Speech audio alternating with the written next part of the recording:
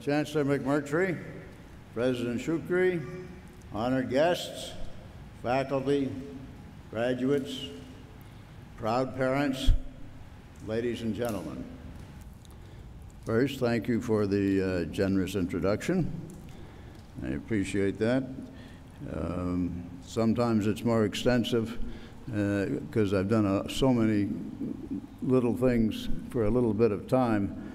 My parents, when they hear these things, they're not here, but if they were, they would usually say, "Why can't the poor boy hold a job?" But my father used to say, "Life consists of exchanging time for experience." I'll say that again. Life consists of exchanging time for experience, and I found that as a very useful expression in my own life as I've gone. I guess I can you hear me? I got to use this? They can hear me. Not so well.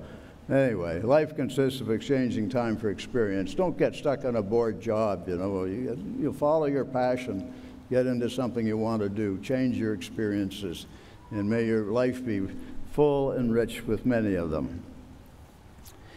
Today, you share your graduation with family and friends with a great sense of accomplishment, I'm sure.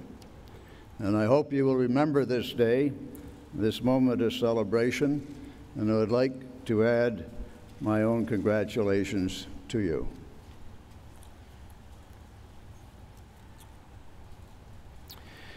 I have served in the past as a chancellor of a different Ontario university, and I've heard speeches by at least 70 honorary degree recipients, over 17-odd convocations. I can remember the speeches being inspiring, educational, humorous, stimulating, entertaining, motivating, but there's precious little about what was said that I remember. So, forgive me. I'll try to leave you with something. This afternoon, I would like to talk about the role of parenting in early brain development and gene expression. What, you might ask, does parenting and brain development have to do with graduation? Well, in short, your parents helped build your brain. It is true that they gave you genes, but your success over the past years is in part due to how you were raised, especially your early preschool experience. And while your degree today comes from your own hard work, there were those who helped lay the groundwork. So to the family members, I want to congratulate you also. And to the parents and those who acted as parents, you did something special because you parented responsibility during your child's early development. Many have written on various aspects of early child development. Freud, Erikson, Piaget, Kohlberg, even William Shakespeare, and As You Like It, and All the World's a Stage, where he talked as the first stage as at first the infant meeting and puking in the nurse's arms, and then for those of you who are a little bit older, when they reach the stage of the young lover, and the lover sighing like a furnace with a woeful ballad made to his mistress's eyebrow. Well, there's something new on the scene. It's the neuroscientists. The neuroscientists are adding evidence of how the brain continues to develop after birth. These scientists have put to rest the idea that the brain is fully developed at birth. They've also changed our thinking that the influence of genes was set and a child's future development was cast in stone. This is not so. But if I may digress, Mr. Chancellor, while raising children is often hard work, there are many humorous moments. Children hear words and give meaning to them based on their experience and general knowing. So sometimes the meaning can be quite humorous. Now, I'd like to tell two stories of children who were trying to be raised as Christians with your understanding, Mr. President, in your multicultural school. For example, there is the story of a very young boy who, having been taken to the opera to hear Handel's Messiah, heard the words sung by Jesus, comfort ye, my people." And for some years, the child held the opinion of Jesus as a really kind, hospitable, and sort of a social host. What he heard was Jesus inviting everyone for tea. Come for tea, my people.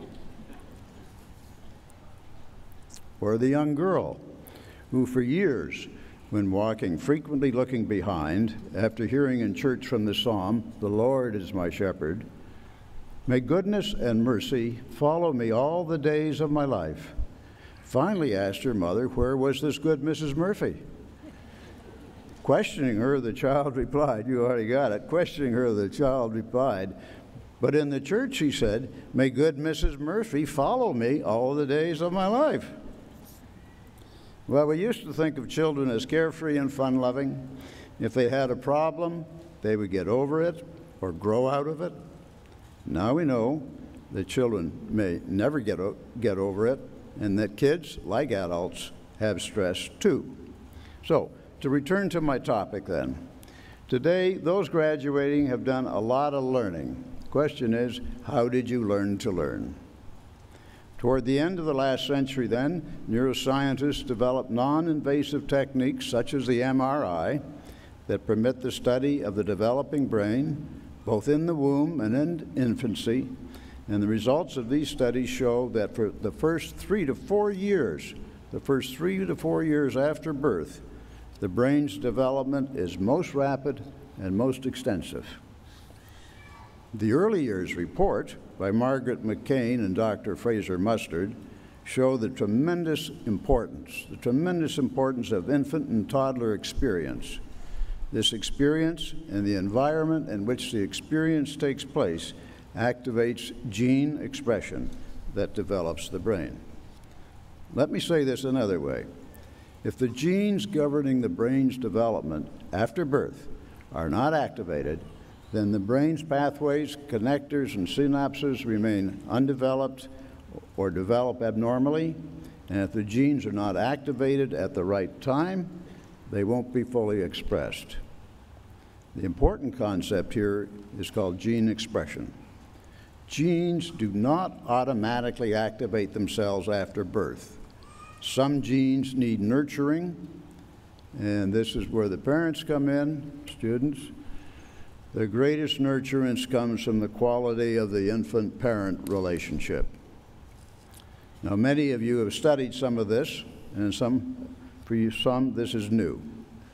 We know that toxic substances like lead can shrink the brain, and this is one example of the negative impact the environment has on the brain. But research also shows that negative psychological environments can also have toxic effects on the brain and the stress regulation systems that can last a lifetime. What we are interested in building are the positive influences of the brain. We know that the overall nurturance the infant receives helps activate gene expression that may also last a lifetime. Some of these complexities are captured in the study of epigenetics. And so what did your parents do, and what might you be doing when you are parents? Margaret McCain points out that positive experiences, such as good nutrition, nurturance and stimulation, touching, reading, talking, singing, exploring, appropriate and sensitive emotional interaction, smiling, laughing, all things that good parents do easily and naturally will enhance brain development. And further, early optimal brain development is the base for lifelong healthy development in all areas, from learning to physical health and possibly occupational achievement. By contrast, experiences such as neglect, abuse, living in an environment with stress, fear, anxiety, and violence can impede optimal brain development. And so, to aid in the reduction of childhood stress and to help parents provide enriched, enlightened parenting, the Psychology Foundation of Canada has developed a major program called Kids Have Stress Too. Developed in part by York psychology professor, the late Harold Minden, and nurse Claire McDermott, this bilingual national program's goal is to help those working with children to identify signs of stress and provide the tools and ideas to help the child alleviate that stress. Another program is called Parenting for Life, an award-winning series of helpful booklets on many aspects of parenting with over 1 million in circulation. And I'm pleased to say that this program is chaired by York psychology professor Dr. Esther Cole. Now, there's mounting a body of research showing that the years from birth to 4 and probably up to 6 set the direction and capacity for learning, health, and behavior over one's lifetime. And parents play the single most important role in this development. Now, I would like to conclude by urging those graduating to remember that if and when you become parents, that you are the most important influence on your child. And in your professional careers, as nurses, kinesiologists, and psychologists, you know that prenatal and postnatal experiences can affect long-term outcomes in health services for all pregnant women, infants, and toddlers, and I might add dads, would reduce preventable diseases throughout the lifespan. In Ontario, there was only one way to prevent the health budget, now 46% of the provincial budget, from squeezing out all the dollars from education, and that includes York University, transportation, and all the other provincial responsibilities. So I believe we must opt for the notion that an ounce of prevention is worth a pound of cure. An ounce of prevention is worth a pound of cure, and prevention starts with good parenting. And finally, we must continually be mindful of how we nurture our young so they can grow to be successful, like all of you graduating today. Now, Mr. Chancellor, if I might be permitted 1 more minute. Thank you. I've talked about parenting endlessly here. I'm trying to make the point that parenting, especially in the preschool years, is hugely important. And I would like to leave you. I've also said that, most of these speeches get forgotten. So this is what I want to leave you with, Mr. Chancellor. I'd like to leave you with one recommended reading. The book I am about to mention may be all that you remember about me, and I would be pleased if that were so.